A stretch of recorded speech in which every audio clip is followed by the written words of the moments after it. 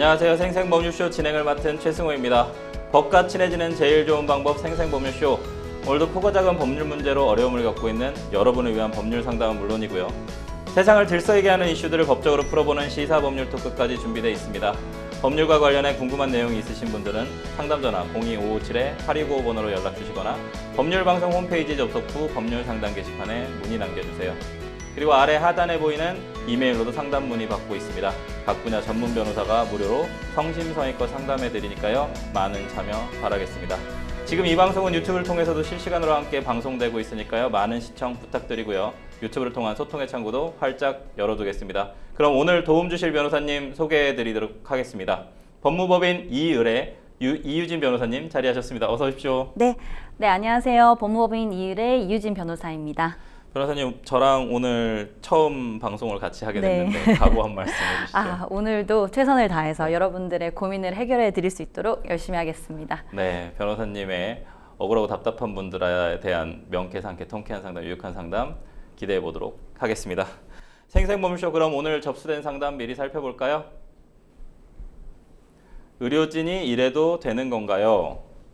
10년 넘게 쌓인 밀린 임대료, 부모님의 돈을 들고 사라진 형, 상속은 갑질하는 술집 사장과 싸움을 했어요. 까지입니다.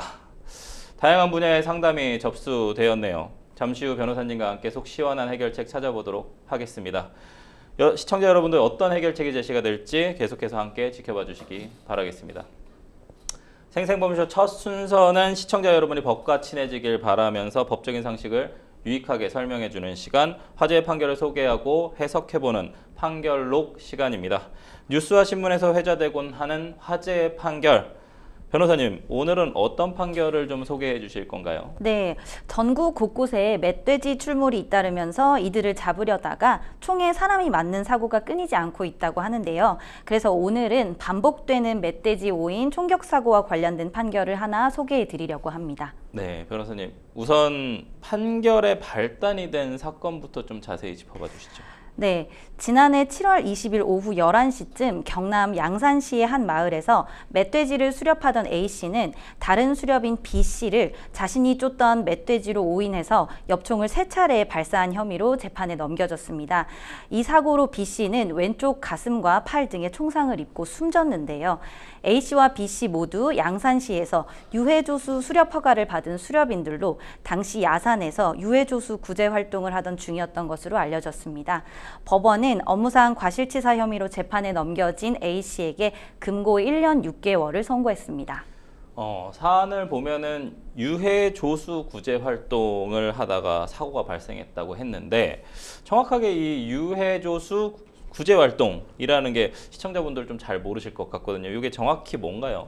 네, 유해조수 구제 활동이란 야생 멧돼지 등과 같이 사람에게 해를 가하는 야생 동물들을 엽총으로 제거하는 활동으로 야생 멧돼지 포획 등은 소방과 경찰 출동에는 한계가 있어서 환경부가 엽사들로 이루어진 포획단을 운영하기도 하고 있습니다.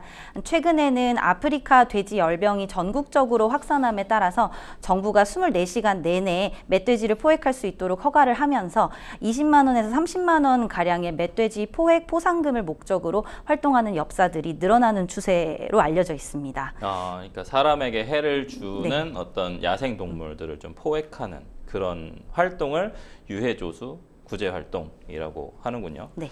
엽사들이 원하면은 언제든 멧돼지 수렵을 좀 나갈 수 있는 건지 아니면 지자체에 따로 신고나 허가를 좀 받아야 되는 건지가 궁금한데요. 네, 특정 사안에서는 신고를 하도록 되어 있습니다. 이번 사건의 경우에서는 이제 멧돼지 피해 신고를 받고 이제 상하북면의 유해조수 수렵단 소속 엽사 9명에게 문자로 신고 사실을 통보를 했고요. 이들 중에 이제 2분이 출동을 하셨습니다.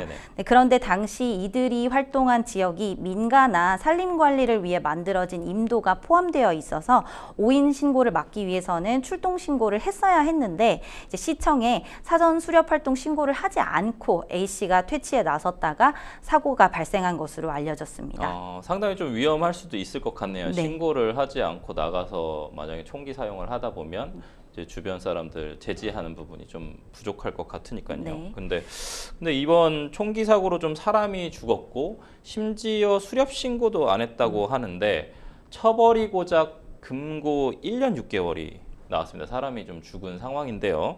재판부가 이러한 판단을 내린 이유가 좀 있을까요?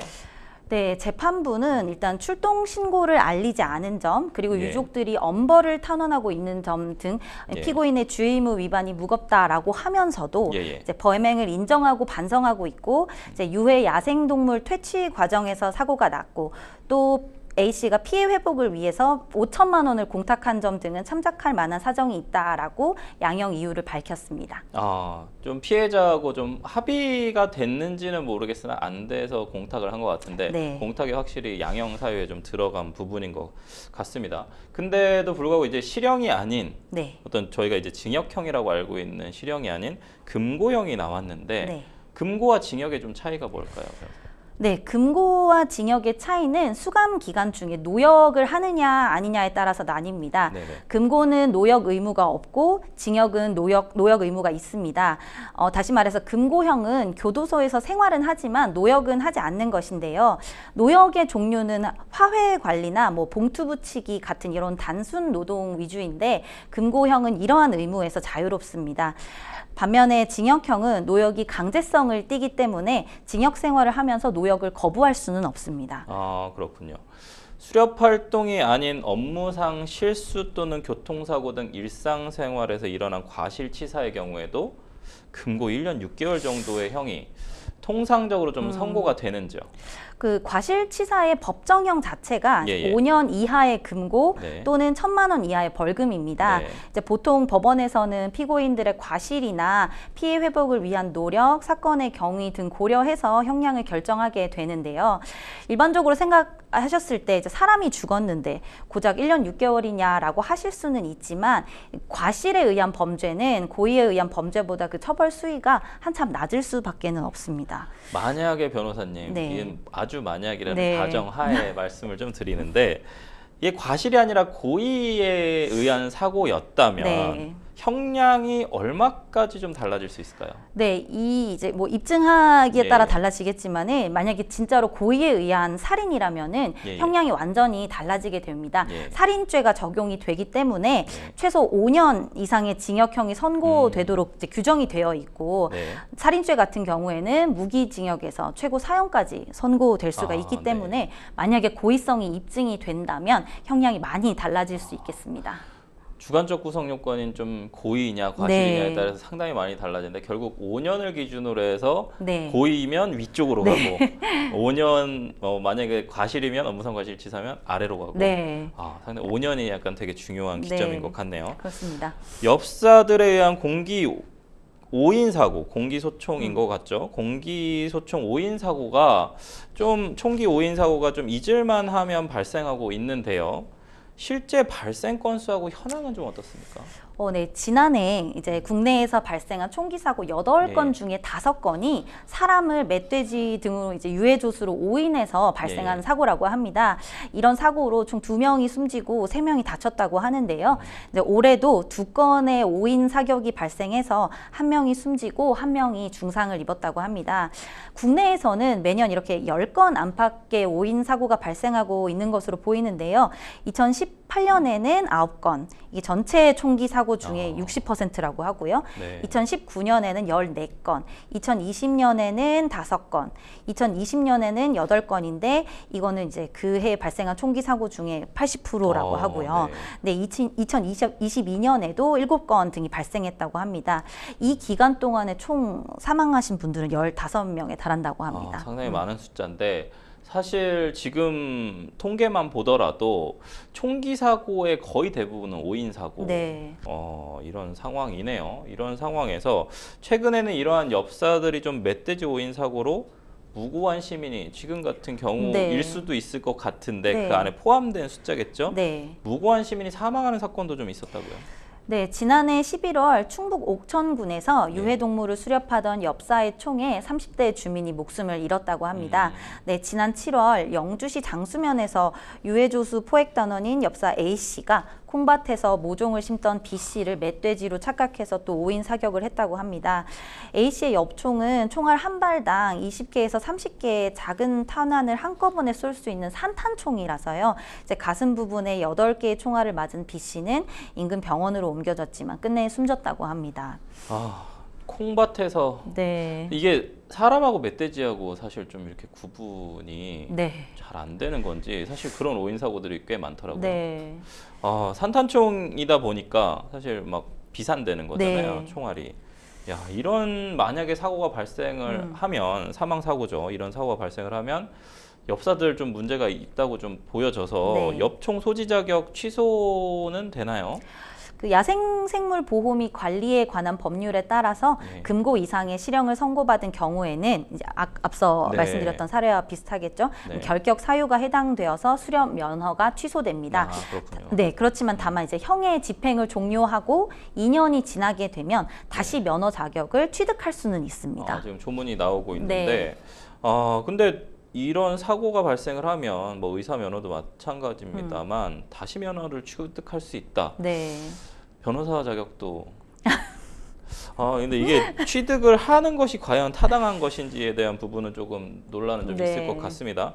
이러한 엽총 소지 자격에도 자격 요건이 좀 있는 걸로 알고 있는데 왜 자꾸 이런 사고들이 계속해서 일어나는 걸까요?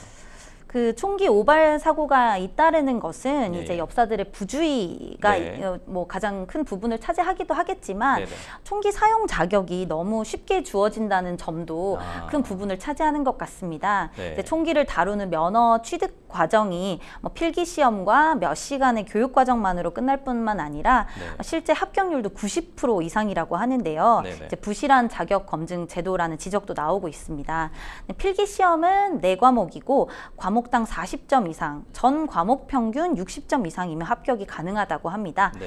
또 4시간의 강습 교육과 20발을 쏘는 실습이 고작이라고 하는데요. 네네. 근데 이후에도 이러한 오인 사고 방지를 위한 훈련이나 교육 같은 것들이 따로 규정된 것이 없기 때문에 네. 전문가들은 이런 형식적인 시험에서 벗어나서 면허 취득 과정을 강화해야 한다라고 조언을 하고 있습니다. 사실은 좀 제 개인적인 생각은 면허 취득 과정 자체의 문제보단 우리가 이제 총기 소지를 좀 허용하지 않지 않습니까? 네. 근데 총기를 소지하고 수렵을 허가하고 이런 부분들에 대한 좀 문제일 것 같은데 왜냐면 네. 저도 이제 군대에서 총을 네. 쏴봤습니다만 대한민국의 많은 남성들은 다 네. 총기를 쏴보지 않습니까? 네, 맞습니다. 사실 면허 취득 과정이 필요할 건지는 잘 모르겠습니다만 네.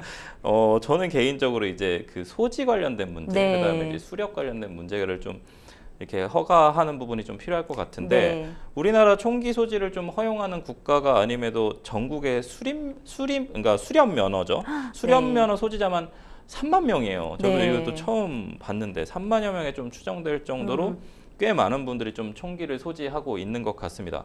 가을철에 잦은 멧돼지 출몰로 수렵에 나선 엽사들이 좀 늘고 있는 만큼 유해동물 포획도 좀 좋지만 사람의 안전이 좀 위협당해서는 안 될 것 같습니다. 더 이상 좀 총기 오발 사고로 인한 인명피해가 없도록 좀 각별히 주의해야 하도록 하겠습니다. 지금까지 판결록 함께했습니다. 여러분은 지금 생생법률쇼와 함께하고 계십니다.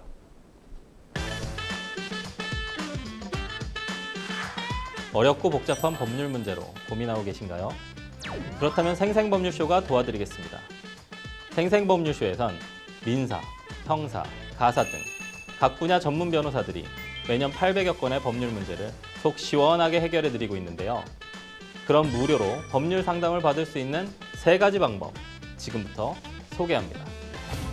첫째, 02-557-8295번으로 전화해 법률 상담 신청을 한다. 둘째, 법률방송 홈페이지에 접속해 법률 상담 게시판에 사연을 올린다.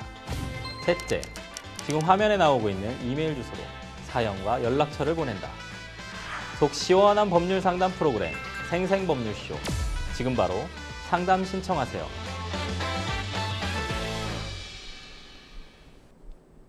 네, 지금부터는 생생법률쇼가 자랑하는 성심성의 무료 법률 상담 시작해 보도록 하겠습니다. 전화 상담 연결돼 있는데 받아보겠습니다. 안녕하세요. 네, 안녕하세요. 네, 어떤 일로 궁금해서 연락 주셨을까요? 저희 언니가 75세이신데요. 네. 8월 달 24일, 27일에 이제 발가락 매지 네. 무지 매반증하고요. 예. 또 그쪽 오른발이, 같은 발이, 뭐가 다 닳아가지고. 예.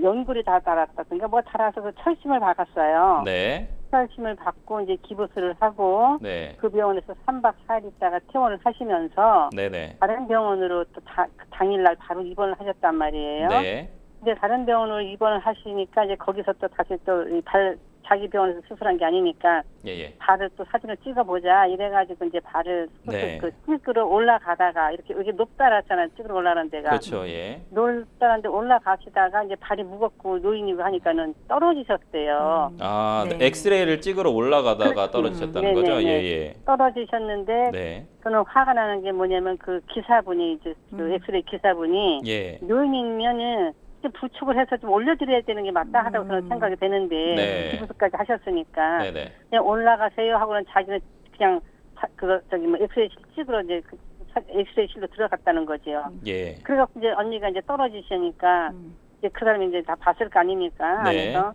그런데 와서 일으켜지지도 안 하고 일어나세요 3번 연거푸 그러더래요. 네. 그래서 언니가 나 혼자 못 일어나겠으니까 나 좀 부축해서 일으켜달라고. 아, 네. 그랬더니 그제서야 이제 부축을 해서 이제 일으켰는데요. 네. 그가 이제 상담을 하고자 하는 것은 예. 그것은 거기서 이제 일단 병원에서 그런 일이 벌어져서 이제 떨어지셔가지고 예. 팔이 이 손목에 세 조각이 나서 아, 네. 또 기부스를 한 거예요.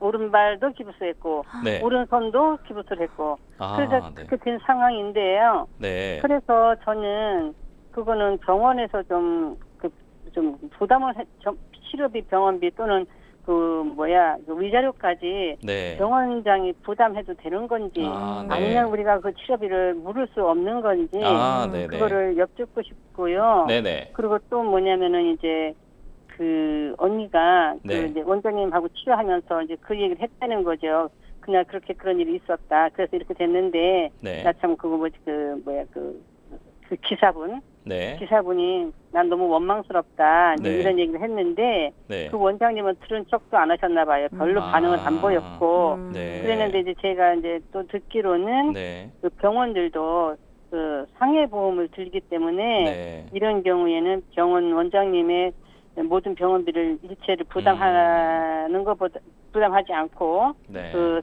상해보험을 들었기 때문에 그 보험에서 이제 그것을 충당할 수도 있는데 네. 그것은 그렇게 상해보험으로 해서 그 처리를 해줄지 안 해줄지는 원장님의 재량에 달려 있으니까 어떻게 될지 모릅니다. 이렇게 그런 얘기 제가 들었어요. 네네네. 그래서 이런 경우에는 어떻게 하는 게 맞는 건지 네네. 여쭙고 싶어요. 예. 네, 사연 우선은 전화 주셔서 감사하고 사연 잘 들었습니다. 옆에 네. 이유진 변호사님 나와 계시거든요. 상담 좀 받아보도록 하겠습니다.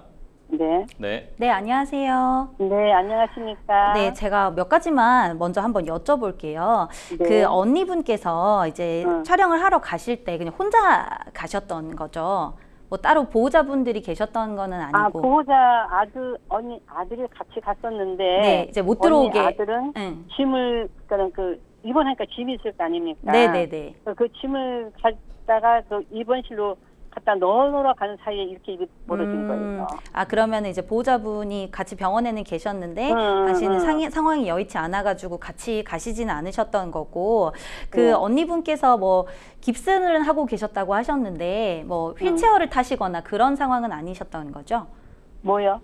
휠체어 같은 것도 이제 좀 보조 안 타고 그냥 깁스는 하고 계셨던 상황이신 거죠. 네네네. 예. 네, 우선은 이제 제가 좀 사안을 들어보니까 이제 그 촬영하시는 기사분, 그분 이제 방사선사라고 하는데 이분은 이제 의료인은 아니지만 이제 의료 기사 등에 관한 법률에서 정한 이제 의료 기사에 해당을 하거든요. 그래서 네. 이제 의료 기사이기 때문에 이분도 환자에 대한 의사나 간호사와 마찬가지로 어느 정도는 환자에 대한 이런 안전 배려 의무가 있습니다. 네네. 그래서 이제 제가 딱 듣기에도 이렇게 지금 언니분께서 다리를 특히 지금 수술을 하신 상황이시잖아요.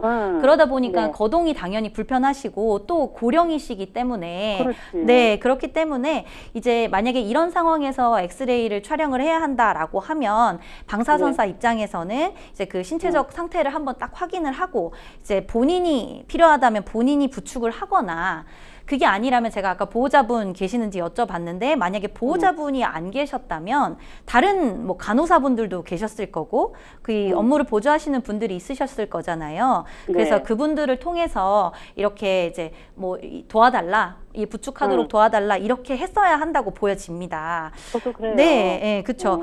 그래서 이런 것들을 이제 지키지 않은 것은 이제 안전 조치를 충분히 취하지 않은 것이라고 볼 수가 있잖아요. 이제 이런 네. 경우에 이제 안전 배려 의무 위반이다라고 해서 지금 궁금하신 부분, 이제 민사상 손해배상 책임을 물을 수가 있을 것 같습니다. 네. 근데 이제 그 사연자분께서 궁금하신 부분은 이제 병원에서 이걸 책임을 지게 할 수가 있느냐인 부분인 것 같아요. 그렇죠? 네, 병원장이. 그래서 이런 경우는 이제 방사선사가 업무상 과실로 인해서 사고가 발생을 하게 되면 이제 우리 민법에서는 이런 사용자 책임이라는 것이 있어요. 그래서 병원장이 방사선사를 고용을 한 것이잖아요. 네. 그렇기 때문에 이제 이 병원 그리고 병원장이 방사선사의 업무를 감독하고 관리할 책임이 있습니다. 그래서 네, 맞습니다. 그래서 그런 책임, 민사상 책임을 물을 수 있고 제가 보기에는 책임을 져야 하는데 제가 이제 유사한 사례를 한번 확인을 해본 것이 있는데 이제 고령이시고 마찬가지로 사연자분의 언니처럼 고령이시고 거동이 불편하신 분이셨어요. 근데 이분이 이제 엑스레이를 촬영을 하러 이렇게 손잡이를 이렇게 잡으셔야 하는데 이걸 잡게 하시고는 그 방사선사는 안으로 들어가 버리신 거예요. 찍으러 조작실 안으로. 근데 그 상황에서 이분이 이제 연세도 많으시고 하다 보니까 이걸 놓치시면서 뒤로 넘어지셨어요. 그래서 이제 머리를 크게 다치셔서 이분은 결국 사망하시기는 했는데 이런 것들에 대해서 이제 과실이 다 인정이 돼서 방사선사와 그리고 병원 모두에게 다 책임이 인정이 됐습니다. 이 사안에서. 네, 방사선사와 병원장하고 네, 모두 책임이 인정이 됐고 이제 그 책임의 범위 같은 경우에는 이제 치료비 지금 이 깁스 오른팔 다치셔서 깁스 하셨다고 하셨잖아요. 그래서 이런 치료 지금까지 치료 받으신 치료비와 그리고 아직도 입원해 계세요. 그렇죠. 아직도 치료를 받고 계시니까 지금 계속 발생하고 있는 그 치료비 그리고 앞으로 또 얼마나 치료를 더 받아야 할지도 모르잖아요, 지금. 그렇죠. 그래서 그런 부분들. 그래서 뭐 이제 현재 이제 골절돼서 치료를 받으시는 그 병원도 따로 있으신가요? 그래서 지금 이제 언니가 그때부터 8월 말경에 입원하셔서 지금까지 이제 팔도 아프지 다리도 그러니까는 그 병원에 계속해서 입원을 하고 계신데요. 그러시구나. 그 병원 측에서 이제 14일부터는 병원이 몰수하니까 이제 연구가 들어가서 무조건 그 병원에 있는 환자분들 다 퇴원하라고 하는 거예요. 그래서 이제 제가 다른 병원에 알아봤더니 그 다른 병원에 입원하기 위해서는 병원장님이 이 환자는 저기 약이랑 이런 것들이 다 필요한 환자다. 그냥 입원은 안 되는 거고 치료 목적으로 입원은 가능하지만 그냥 팔다리가 아프다고 해서 이렇게 기부했다고 해서 입원은 안 되니까 그 병원장한테 그 잘 소견서를 써와라 치료 목적으로 다른 병원에 재입원해야 된다는 것을 써와야 된다 이렇게 얘기를 하는 거예요. 그래서 언니는 뭐를 하시냐면은 내가 다른 병원에 다시 입원하기 위해서는 원장님한테 그런 부탁을 또 해야지 또 소견서도 써줄 텐데 우리가 치료비를 물어달라고 그러면 그 소견서도 안 써주면 어떡하느냐. 나는 지금 집으로 갈 수 없는 입장인데 이게 팔다리가 다 이렇게 기술을 한 상황이라서 그래서 이제 그런 말도 못하겠다고 또 언니는 그러시는 거예요. 조금 이해관계가 있으셔가지고 지금 정확하게 말씀을 못 하시는 것 같은데 제 개인적인 소견으로는 이제 그런 것 때문에 뭐 치료를 못 받으시거나 그러시면 안 되는 부분인 것 같아서 이제 정확하게 상황을 이야기를 하시고 제가 보기엔 지금은 이 깁스하신 것 때문에 다리 때문에 입원을 하고 계신 건가요? 아니면 발도 이제 발도 이제 이달 24일까지는 깁스를 계속 해야 되는 거고 손도 지금 이제 깁스도 해야 되는데 이제 9월 19일 날에 깁스를 손 같은 경우는 이거 뭐지 이거 실밥을 빼고 네. 퇴원을 시켜주겠다 이렇게 얘기를 한다는 거죠. 그런데 발 때문에 계속 입원을 해야 되는 입장이에요. 네, 우선은 이제 뭐 이런 부분들도 중요하지만 치료를 정확하게 끝까지 다 받으시는 게 중요하니까 일단은 네. 병원에 입원하신 상황에서 좀 치료를 받으시고 치료비는 다 나중에 청구를 하면 돌려받으실 수 있을 거라고 저는 생각을 하고 있거든요. 나중에라도. 네네. 그래서 일단 퇴원한 뒤에라도. 네네. 그래서 이 부분은 뭐 당연히 권리로서 청구를 하실 수 있는 부분이라고 생각을 해서 이제 이 지금 원장님께서는 좀 네. 뭐 본인의 일이 아니라고 생각을 하시는 것 같아요. 뭐 방사선사가 했고 뭐 특별히 이 뭐 본인이 잘못하지 않았다고 생각하시는 것 같은데 이제 사실은 이제 방사선사가 자기가 그 적극적으로 뭔가 이렇게 조치를 취하지 않았다는 거를 저희가 확인을 해야 되기 때문에 또 한 가지 중요한 거는 CCTV 같은 것들을 한번 확인을 해보시긴 하셔야 될 것 같아요. CCTV가 안 보이더라는 거죠.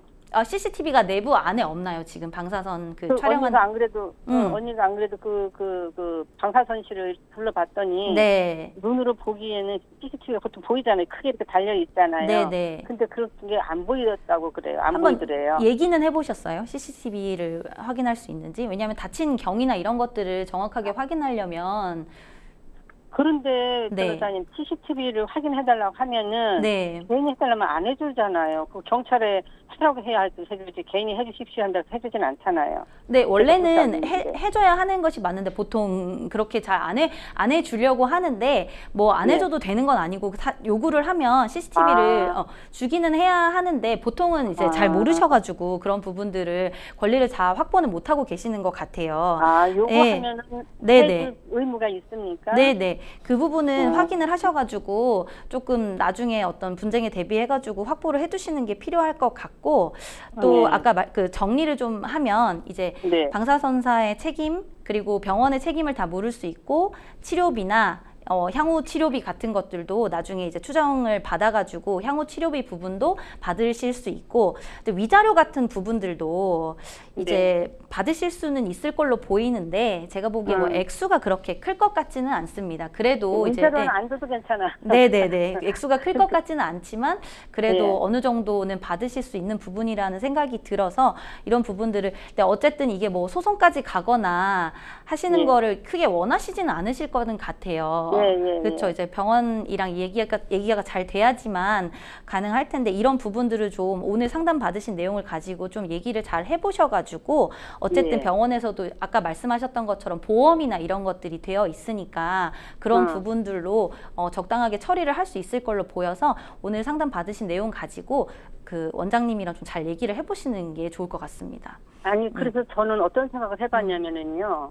법은 잘 모르지만 제 상식적으로 생각할 때에 물론 그 떨어지실 때에 원장님이 그 뭐 이렇게 배려를 안 해주고 뭐 보충을 안 해준 거는 맞지만은 제 생각에는 그 방사선사라는 그분은 병원장의 밑에 있는 분이잖아요. 직원이잖아요. 그렇다면은 제 생각에는 병원장님이 이 직원들을 모든 것을 다 교육을, 의무교육을 제대로 잘 시켰어야 될 것 같은데 의무교육이 제대로 안 됐기 때문에 이런 불행이 일어난 거 아니냐 이거지. 맞아요. 저는. 그렇기 때문에 이제 아까 지금 말씀하신 것처럼 교육이나 관리하고 감독하는 것이 다 병원장의 의무잖아요. 지금 상담자분께서 말씀하신 것처럼 그렇기 때문에 충분히 병원에서도 병원 자체와 병원장 원장님께서도 지금 언니분의 사고에 대해서는 책임이 분명히 있다고 볼 수 있습니다. 네네. 그러면 만약에 이 원장님께서 뭐 얼마의 치료비를 뭐 감액을 해준다든가 이렇게 뭔가 자기 성의 표시를 하면 좋은데 전혀 난 몰라라 하면 그때는 어떻게 됩니까? 그때는 사실은 이제 원하시진 않으시겠지만은 소송을 통해서라도 이렇게 뭐 이런 부분들 치료비와 위자료 이런 부분들이 어느 정도 된다라고 해서 소송을 제기하셔야 되는 부분이죠. 받아내기 위해서는. 네네네네. 아유 변호사님 감사합니다. 네, 상담자님. 고맙습니다. 오늘 상담은 여기까지 좀 진행하도록 하고요. 제가 몇 가지만 여쭤보겠습니다. 혹시 언니분이 일상배상 책임보험이나 아니면 뭐 실비보험이나 상해보험은 없으신 건가요? 실비와 상해가 있다고 그래요. 실비가 있으세요? 그러면 보험으로 우선적으로 좀 처리는 가능한 사안이네요. 아, 그렇겠죠. 네. 우리 보험으로도 만약에 네, 병원장님께서 뭐 금액을 안 주면.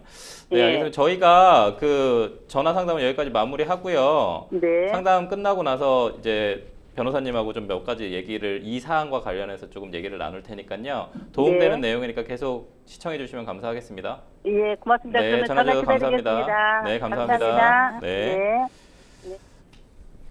변호사님, 좀 안타까운 상황인 것 같아요. 이게 사실 조금 더 조심했으면 좋겠는데 변호사님이 말씀해 주신 것처럼 방사선사가 업무상 과실치상에 대한 부분이 형법상 처벌받을 수도 있다라는 부분과 물론 이 사안은 좀 다릅니다만 그다음에 이제 가장 중요한 얘기 해주신 게 병원 측에서도 민사상 사용자 책임으로 민법상 배상 책임이 좀 존재한다라는 부분인데 방금 이제 얘기해 주신 부분 보면 보험이 이제 자가 보험이 좀 있지 않습니까? 그러면 이제 관련해서 구상권 관련된 부분도 좀 설명해 주시면 더 좋을 것 같아요. 아, 우선은 지금 말씀 주신 것처럼 보험으로 우선적으로 그 저희가 이제 지금 당장 비용이 들어가기 때문에 그런 분들을 처리를 하시고 난 이후에 구상권이라고 해서 저희가 이제 받은 저희가 보험으로 처리한 부분에 관해서 그 보험사에서 그 병원이나 이런 병원이나 지금 말씀하신 방사선사나 병원 측에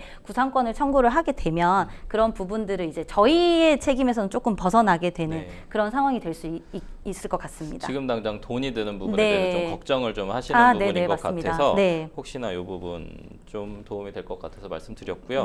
변호사님 좀 다양한 사실은 총체적으로 너무 설명을 잘해 주신 것 같아요. 그래서 아마 큰 도움이 되셨을 것 같은데 이 다양한 방안들하고 상담자님께서 꼭 잊지 말고 뭔가 기억해야 할 부분이 만약에 있다면 좀 정리 좀 해주시죠. 네, 지금 이제 말씀 주신 부분이 제가 생각하기에는 어떻게 보면 현실적으로는 가장 지금 단계에서는 꼭 필요할 것 같다고 생각이 드는데요. 아까 언니분께서 보험이 있다고 하셨으니까 그 부분으로 일단은 조금 당장의 급한 불은 끄시고 보험사가 이제 병원에 그 구상을 청구할 수 있도록 하는 것이 제가 보기에는 좀 현실적인 방안이 아닐까. 만약에 이제 아까 변호사님께서 말씀해 주신 것처럼 선행적으로 병원장하고 이제 대화가 잘 돼서 그게 만약에 병원의 보험으로 만약에 처리를 한다고 하면 저희가 이런 자가보험을 쓸 일은 또 없는 거잖아요. 네, 맞습니다. 병원에서 잘 이렇게 아까 지금 말씀 주신 것처럼 그냥 뭐 지금까지 든 치료비를 조금 뭐 감액을 해준다든지 뭐 그런 쪽으로도 좀 원만하게 해결이 되는 게 아무래도 가장 좋지 않을까 싶습니다. 변호사님께서 얘기해 주신 것처럼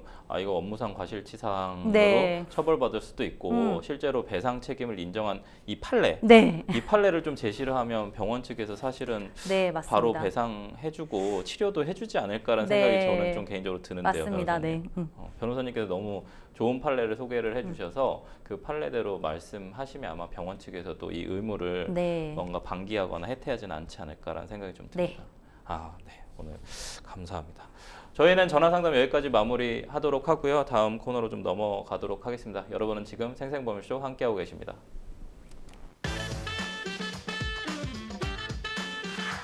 어렵고 복잡한 법률 문제로 고민하고 계신가요? 그렇다면 생생법률쇼가 도와드리겠습니다. 생생법률쇼에선 민사, 형사, 가사 등 각 분야 전문 변호사들이 매년 800여 건의 법률 문제를 속 시원하게 해결해드리고 있는데요. 그럼 무료로 법률 상담을 받을 수 있는 3가지 방법 지금부터 소개합니다. 첫째, 02-557-8295번으로 전화해 법률 상담 신청을 한다. 둘째, 법률방송 홈페이지에 접속해 법률 상담 게시판에 사연을 올린다. 셋째, 지금 화면에 나오고 있는 이메일 주소로 사연과 연락처를 보낸다.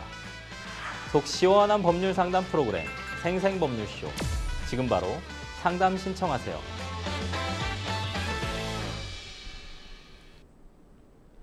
자, 이번에는 법률방송 이메일을 통해 들어온 여러분의 사연을 해결해 드리도록 하겠습니다. 어떤 내용인지 좀 보실까요? 시부모님께서 지방에 작은 건물을 하나 갖고 계세요. 1층에 2가게를 임대 주고 계신데요. 그중 한 가게가 말썽입니다. 벌써 12년 가까이 임대 중인 음식점인데요. 10년 넘게 밀린 임대료가 3천만 원이 넘는 상황입니다. 사실 이 임차인은 시아버님 친척의 친구분으로 알고 있어요. 지인이다 보니 임대료가 늦어져도 크게 뭐라고 할 수도 없는 경우가 많았고 이런 상황들이 10년 넘게 쌓이면서 밀린 임대료도 상당한 수준이 됐습니다. 병원비가 많이 들어 어렵다. 자녀가 결혼해서 돈이 많이 들어간다. 코로나 때문에 손님이 없다 등등 온갖 이유를 갖다 대며 월세를 미뤄왔습니다. 아버님께서 큰맘 먹고 한 번씩 이렇게 되면 계약 유지가 어렵다는 얘기를 할 때마다 목돈을 입금하시는데요. 그럼에도 밀리는 임대료가 많이 남아 있습니다. 시부모님께서 현재 연금 외에 임대료 수입만으로 생활을 하시다 보니 임대료가 밀리면 살림이 어려워지기도 하고요. 10년 넘게 속 썩였다며 계약을 파기하고 싶은데 임차인이 지인이기도 하니 말 꺼내기 더 어려워하세요. 그래서 제가 찾아봤더니 명도 소송을 할 수 있다고 하는데요. 명도 소송 진행 시 계약을 파기할 수 있을까요?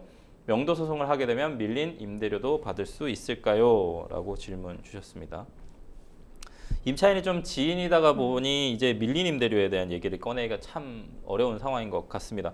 변호사님, 이 임대료가 3천만 원 정도 밀려 있다고 하는데 이런 경우에는 충분한 계약 파기 사안으로 볼 수 있지 않나요? 네, 물론 이제 계약 내용을 좀 구체적으로 예. 살펴보기는 해야겠지만 네. 기본적으로 상가 임대차 보호법에 따르면 네. 임차인이 3회 이상 임대료를 연체하게 되면은 임대인은 계약을 바로 해지할 수 있긴 합니다. 네. 연체된 3천만 원이 3회 이상의 임대료를 초과한다면 계약 파기 사안으로 볼 수 있겠습니다. 아, 이게 3천만 원이 나오려면 사실 한 달에 1,000만 원 이상씩의 네. 임대료라고 한다면 2기 연체 뭐 이렇게 할 수는 있을 것 네. 같은데요. 임대인하고 임차인 간의 좀 갈등이 좀 불거지는 사례가 참 많은데요. 변호사님, 이처럼 임차인이 임대료를 밀리게 되면 임대인은 보통 어떤 조치를 좀 취할 수 있을까요? 네, 우선은 이제 연체 사실을 통보를 먼저 하셔서 이제 예. 연체가 되고 있다는 사실을 좀 고지를 하셔야 되겠고요. 이제 일정한 기간 내에 임대료를 지급하지 않을 경우에는 뭐 이렇게들 많이 하시는데 이제 법적 조치를 취하겠다라고 내용을 담아서 내용 증명을 보낼 수도 있습니다. 네. 뭐 단순히 전화나 문자 같은 것으로 이제 임대료가 연체됐다라는 사실을 통지를 해도 되겠지만 뭐 내용 증명을 보내게 되면 이제 임차인을 좀 압박할 수도 있고 이제 후속적인 법적 절차를 위한 충분한 이제 증거로서도 활용을 하기가 쉽습니다. 그래서 이렇게 계약했다는 사실과 이제 임대료가 연체됐다는 사실이 충분히 입증이 되면 바로 이제 법원에 지급명령 같은 것들을 신청을 할 수가 있고요. 이제 앞서 말씀드린 바와 같이 민법에 따라서는 차임이 2회 이상 연체가 되면 상가 임대차 보호법에 따라서는 3회 이상 연체가 되면 계약을 해지할 수 있습니다. 아, 그렇군요. 상담자님이 제일 궁금해하는 이 명도 소송 관련된 부분이 무엇인지 하고 좀 절차가 어떻게 되는지 좀 말씀해 주시죠. 네, 명도 소송이라는 명도라는 말이 조금 예. 어렵기는 한데 인도라는 말로 네. 바꿔서 설명을 드릴 수 있을 것 같습니다. 명도라는 말이 법적으로는 좀 없어졌죠. 네. 인도로 바뀌었는데 네, 네. 아직도 이제 예전 분들이 있어서. 네, 맞습니다. 네네. 옛날 용어라고 네, 보시면 네, 네. 되는데요. 저희는 이제 보통 이제 인도 청구 네, 네. 이렇게 네. 많이들 말을 하는데 예, 예. 이제 현재 이제 건물을 사용하고 있는 임차인이 건물을 점유하고 있는데 이 임차인을 건물에서 퇴거시키고 그 이제 사용하고 있는 건물을 원래의 주인인 임대인인 본인에게 인도해라, 즉 건물을 반환해라라고 청구하는 소송입니다. 간단하게 내 건물에서 바로 나가고 건물을 돌려달라라는 소송을 의미합니다. 네. 어떻게 보면은 인도가 땅도 인도, 네. 그다음에 건물도 인도인데 과거에 이제 건물만을 나가라 이게 이제 네. 명도 소송 약간 맞습니다. 좀 네. 축소된 의미다라고 좀 볼 수 있을 것 같고. 네. 점유이전 가처분, 점유이전 금지 가처분에 네. 대한 얘기도 좀 많이 나오는데 이건 꼭 필요한 건지요? 점유이전 금지 가처분은 뭐 예. 반드시 꼭 해야 되는 것은 네. 아닌데요. 그렇지만 이제 임차인이 이제 해당 부동산을 혹시나 제3자에게 뭐 네. 양도하거나 전대, 그러니까 또 다시 한 번 더 임대를 주는 거죠. 이 전대하는 것을 금지하기 위해서 법원에 신청하는 가처분입니다. 이제 점유이전 금지 가처분이 필요한지 여부는 구체적인 사안에 따라서 좀 달라질 수 있는데 임차인의 뭐 임대인이 허락 없이 제3자에게 점유를 이전하거나 불법으로 전대하여서 임대인의 권리를 침해할 가능성이 있는 경우, 그리고 이 사안처럼 명도 소송이나 밀린 임대료 회수를 위한 소송이 만약에 진행된다라고 하는 경우, 그리고 임차인이 건물에 점유를 이전을 함으로써, 그러니까 본인은 없고 다른 사람이 거기 점유하고 있는 식으로 이제 이전함으로써 이제 법적 절차를 회피하거나 그럴 가능성을 원천적으로 차단할 수 있는 어떤 절차라고 보시면 됩니다. 있습니다. 이제 정리를 하자면 만약에 이 임차인이 재산을 빼돌리거나 이제 명도 소송에 대비를 해서 재산을 빼돌리거나 점유 이전의 의도가 좀 명백하게 있는 것처럼 보여진다. 그런 경우에는 이 아까 말씀드린 인도 소송을 제기하기 전이나 아니면 이제 인도 소송을 제기함과 동시에 점유 이전 가처분을 함께 신청하는 것이 필요할 수도 있습니다. 네. 계약 해지를 하고 인도 소송을 제기해서 해결을 하기를 바란다라고 이유진 변호사님께서 말씀해 네. 주신 부분 잘 이행하시면 좋겠고 10년이 넘으면 상가임대차보호법상 계약갱신 요구권 관련된 부분도 이제 폐지가 되는 부분도 있으니까 10년이 넘었다라는 부분에 사유까지 들어서 계약 해지에 대해서 이제 부정을 하면 상대편이 부정을 하면 그 부분에 대해서 계약 해지 요구 사유로 조금 들어서 계약 해지하고 인도 청구하시면 좋을 것 같습니다. 저희는 다음 상담으로 좀 넘어가 보도록 하겠습니다. 다음 이메일 상담 내용 좀 보실까요? 저는 1998년 IMF 경제위기 시절에 결혼을 했습니다. 그러던 어느 날 시댁의 주택 1층에 살고 있던 남편의 형 부부가 야반도주를 하는 어이없는 소식을 듣게 됐는데요. 평소 시아주버님은 시부모님의 돈을 관리했는데 시부모님의 지인들 돈과 자매들 돈, 아버님 퇴직금까지 싹 들고 가버렸습니다. 그 전까지 가족들은 돈 문제로 이야기를 나눈 적이 없어서 서로 돈을 떼인 걸 사건이 나고 나서 알게 됐는데요. 떼인 돈만 대략 4억 정도 되는 것 같습니다. 시댁을 위기로 몰았던 형 가족은 20여 년이 지난 지금까지 잠적해 있는 상태입니다. 현재 집은 시부모님 명의로 되어 있는데 최근 아버님 건강이 나빠지면서 재산 분할에 대한 얘기를 꺼내셨습니다. 아버님께서는 마지막 남은 주택은 형을 뺀 나머지 자식들에게 주고 싶다고 하시는데요. 만약 뒤늦게 형이 나타나 본인의 몫을 달라고 하면 어떻게 해야 할지 고민입니다. 이렇게 상담 주셨는데 변호사님, 이 가족 간의 상속 분쟁 좀 피할 수 있으면 피하고 싶지만 마음대로 되지는 않는 것 같습니다. 네. 너무나죠. 네, 특히 요즘은 좀 이제 가족에 대한 개념 이런 네네. 것들이 많이 변화했고 네네. 가족 관계 자체가 좀 많이 해체되고 와해가 되다 보니까 체감상 더 많이 일어나는 것 같습니다. 그럼 이 사안에서 봤을 땐 증여, 유언 이런 걸 이용해야 되나요? 어떻게 해야 될까요? 네, 이 부모님께서 만약에 미리 지금 유언을 해두시지 않는다면은 부모님이 사망하셨을 때 예. 부모님 재산은 이제 법정 상속분에 따라서 골고루 나눠지게 되겠죠. 예. 그래서 그렇게 되면 이제 이미 형은 많은 재산을 다 가지고 갔는데 네. 그렇게 되면 이제 형평의 문제가 발생을 할 수밖에 없게 되다 보니까 부모님께서 미리 상속 재산에 대한 이야기를 해두시고 싶은 것 같은데 이제 이 사안을 두고 봤을 때는 이제 유언을 남기시거나 사인 증여 계약을 체결하는 게 이제 증여보다는 세금 문제에 있어서 조금 더 유리할 것으로 보이는데 다만 이제 유언을 많이들 들어보셨을 거예요. 유언으로 이제 이런 것들을 약속을 해두신다라고 하면 반드시 정해진 법적인 요건이 있기 때문에 그런 요건들을 지켜서 유언을 남기셔야지만 법적 효력이 발생하게 됩니다. 네. 최근에 이제 이 사안이 만약에 이제 상속이나 유증이나 아니면 증여 관련된 부분으로 해결이 잘 안 된다고 네. 하면 최근에 이제 통과된 구하라법, 네. 국회에서 통과된 양육 의무를 저버린 부모는 상속권을 갖지 못하도록 하는 일명 구하라법이 지난달 28일에 드디어 네. 국회 본회의 통과를 했거든요. 네. 자세한 내용 좀 들여봐 주실까요? 이 사안하고 맞는지는 잘 모르겠습니다만 네. 좀 말씀 좀 해주시죠. 네, 구하라법이라는 것은 이제 네. 부양 의무를 제대로 하지 않은 상속인, 자녀가 될 수 있고 부모도 예. 될 수가 있는데 네. 이런 상속인이 보상금이나 보험금 같은 것을 달라면서 소송을 제기하거나 네. 이런 문제들이 많이 대두가 되다 보니까 이제 계속 필요성이 계속 제기가 되어 왔습니다. 네. 그래서 이제 마침내 이제 통과가 됐는데 이 내용은 피상속인인 부모나 자녀에 대한 부양 의무를 다하지 않았거나 혹은 학대 등의 범죄를 저지른 경우에는 이제 상속을 받을 만한 자격이 없다라고 보아서 상속권 상실이 가능하다라는 내용의 민법 개정안입니다. 구체적으로는 이제 실제 상속권 상실을 위해서는 피상속인의 유언 또는 공동 상속인 등이 청구하고 가정법원이 받아들여야 하고 이런 절차적인 부분들이 있고 또 이 중대한 범죄 행위를 저지른 직계 존속이 상속인이 됐음을 안 날부터 6개월 이내에 청구해야 한다라는 기간 제한이 있습니다.